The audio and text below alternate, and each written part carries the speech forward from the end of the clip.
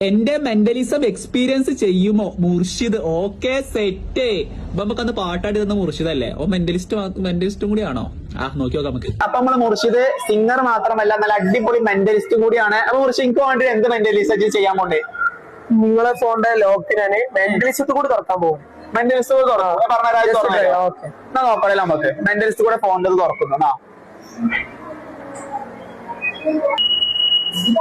എന്റെ ഫോണിന്റെ പാസ്വേഡില് സാറിന്റെ പാസ്വേഡ് അടിച്ചു. സാറോ താങ്കള്? ഓക്കെ, ഞാൻ അപ്പൊ ഇവിടെ ടൈപ്പ് ചെയ്യാം. ഓക്കെ, കൈ തരുമോ? കയ്യാന്നോ? ഫസ്റ്റ് മൈൻഡിലേക്ക് ആദ്യം നമ്പർ കൊണ്ടുവരാ.